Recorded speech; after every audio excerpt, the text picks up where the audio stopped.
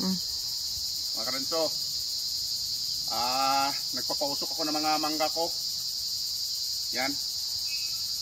Natural lang muna ang gagamitin ko. Hindi ako nagamit ng spray para mamunga na sila. Yan. Ayaw kasi silang persahin eh. Kasi mga bata pa to. So yan. Traditional lang na ano to, pambaraan. Pausok lang muna.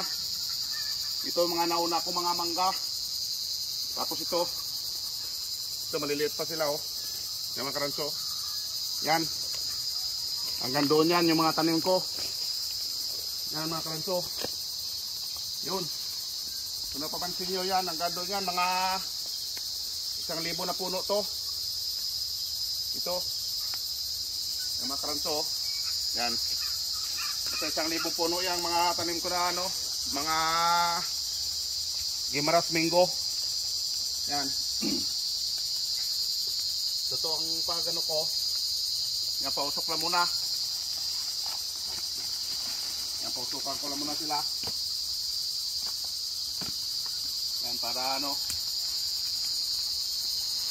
Hindi mo na ako gagamit ng mga patabungan na ano. Na sprayer. Yan.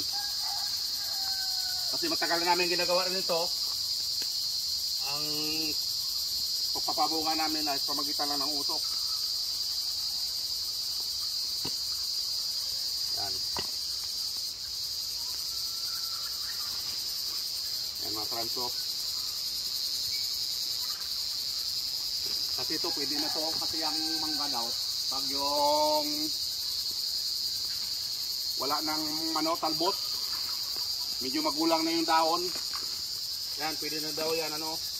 Ready na sila para sa ano, sa pamumunga nila. So yan ang palatandaan ko.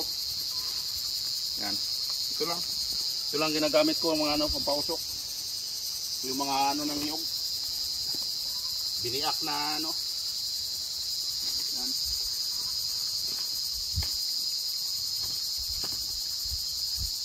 So sa ano yan,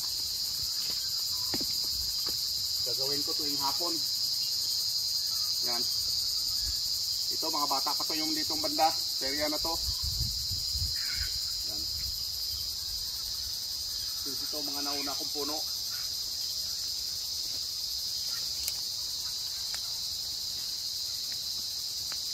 Yan mga karenso.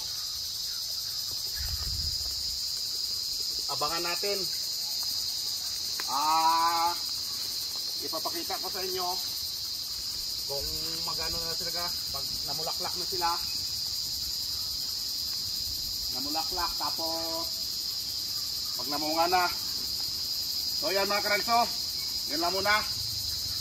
Salamat sa panonood.